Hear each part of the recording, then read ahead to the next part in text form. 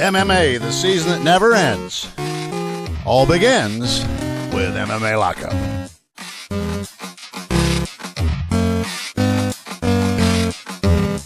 Welcome to 5 Minutes Alone with Rodney James. Joining us today is the beautiful yet ferocious Venezuelan vixen, Juliana Pena, from the current season of The Ultimate Fighter, where she's advanced to the finals.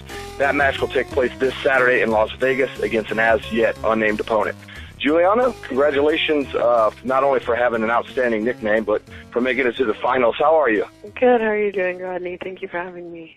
Well, it's a pleasure to have you. I've been watching this season of The Ultimate Fighter, and I also want to congratulate you on making history and being in the first co-ed cast. It's been very entertaining to watch. Thank you. I agree. This is a very exciting opportunity for you. Arguably the most important fight you've ever had in your career. Where are you training currently to prepare for this crucial fight? Currently I'm training in Spokane at Sick Jitsu Fighting Systems. I've been there from the very start. Okay, so tell me about the very start. How did you get into MMA? What's your background in combat sports? I don't have any background in combat sports. I never wrestled or did any sort of martial arts growing up. I went to a cardio kickboxing class after I graduated high school, and I was encouraged to stay afterwards for the MMA classes. And once I started learning that, I realized that was my niche. That was that one passion that I was looking for. That they tell you, find your passion, find what you love to do, find what makes you happy. And that was it. And it's been history ever since. I haven't looked back since.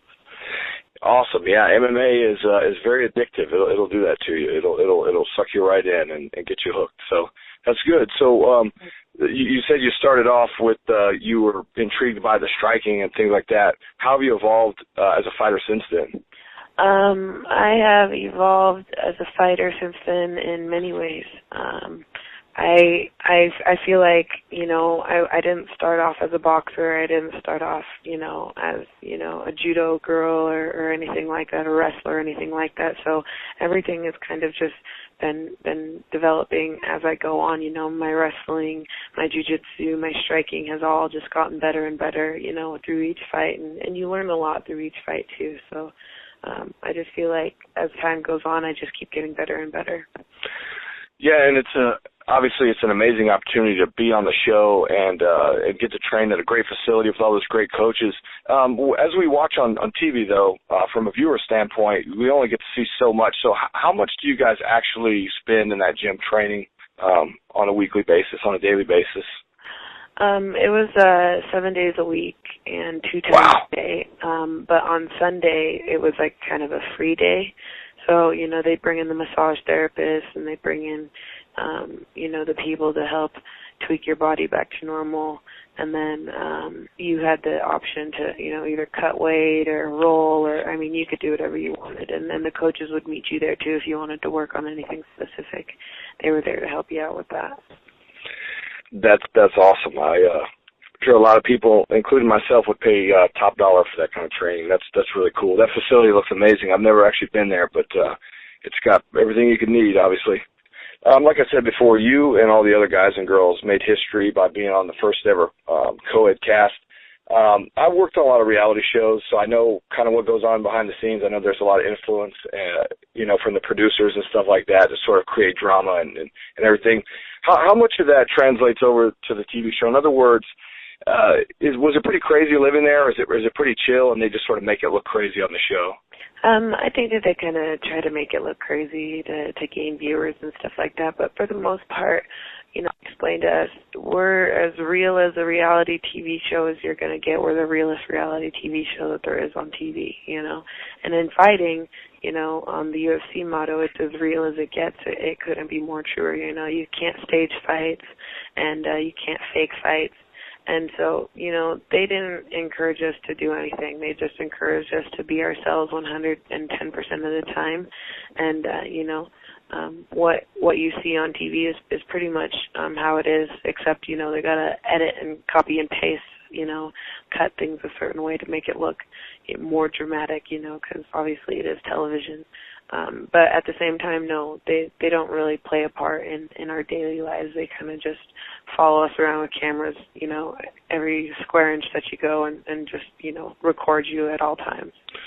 Okay, that's very interesting. So, how was your experience? I mean, is it a hardship? Did you enjoy the time you spent there, or is it kind of a little bit of both? I'm sure you get pretty homesick and probably get tired of being around the same people all the time. What was it like for you? You know, looking back on it, I believe that it was a blessing to have been able to get the opportunity to be on the show.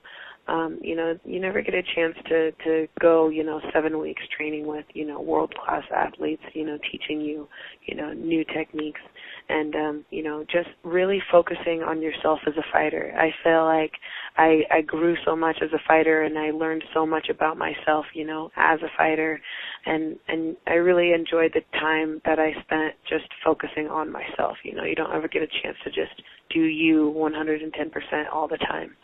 And so that was really great.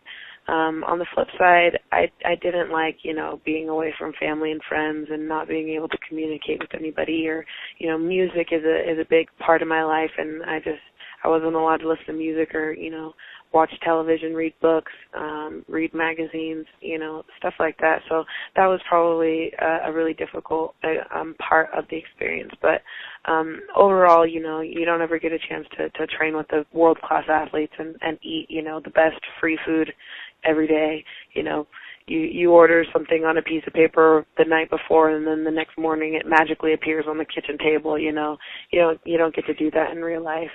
And as well as you don't get the opportunity to just focus on yourself as a fighter. So, you know, it was hard at times, you know, living in the house with a bunch of, you know, strangers. But at the same time, you know, I'm just blessed and super grateful for the opportunity that, you know, Lorenzo or the Fertitta brothers and Dana White, you know, gave women the option to come on The Ultimate Fighter. Yeah, that's crazy. I didn't know they were still doing that, depriving people of music. That's crazy. That would be absolute torture. That would probably be the worst part for me. Just I don't know if I can. Oh, yeah. I don't know if I can live without music. If you sing a song, they're like, "We're gonna fine you if you don't stop singing." Oh my goodness, no. No, I'm a singer too, so you can't stop me from singing. I sing in a band, yeah. So I gotta have my music. I'm not a singer, but I can play it in my head, so. Right on. Well, you talked about the opportunity being such a blessing, but I just want to, you know, let you know that, you know, to be very proud of yourself because you earned the opportunity. You looked absolutely outstanding on the show, and I got to say, you had one of the toughest roads. I mean, obviously everyone has to win a fight just to get on the show, but when in your very first fight, you know, you win against one of the most highly touted girls in the house. In your second fight, you fought a girl who'd already beaten you. So I got a two-part question to that. The first thing is, Ronda Rousey picked you for the first fight. Were you flattered or were you insulted? In other words, did you feel like, you know, they're picking me because I'm the biggest threat, they want to take me out, or did you feel like they thought you were going to be an easy win?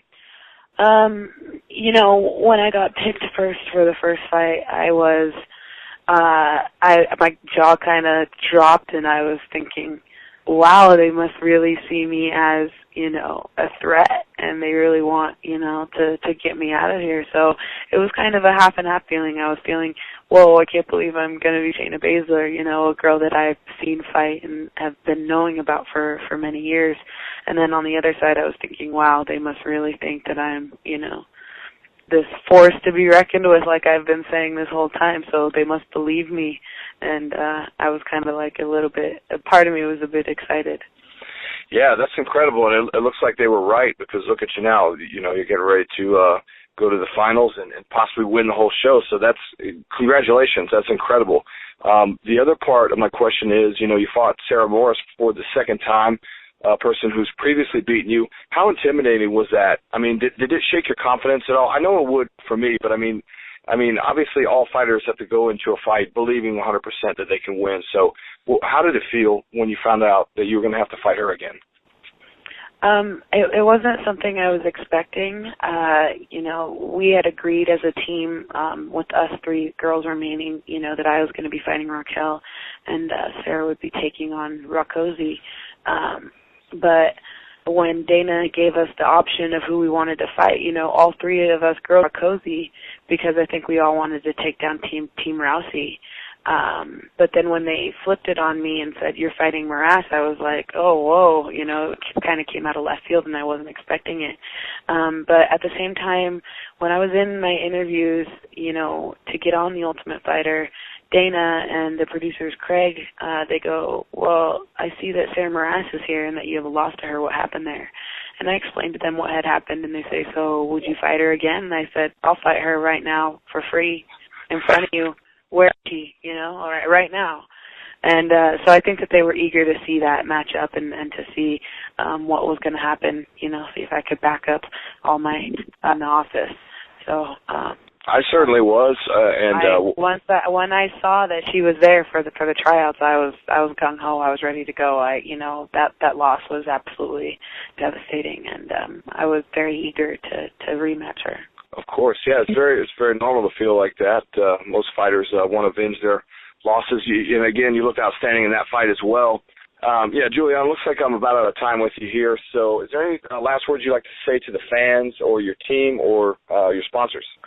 I just want to thank my team and my coach, Rick Little, and Sick Jitsu Fighting Systems. I want to thank the city of Spokane for getting behind me and for being extremely supportive. It is very humbling. I want to thank my number one sponsor, Jim Hansen, as well as my other sponsors, Discount Lumber, Spike Stillies and More, and Rhino Rush.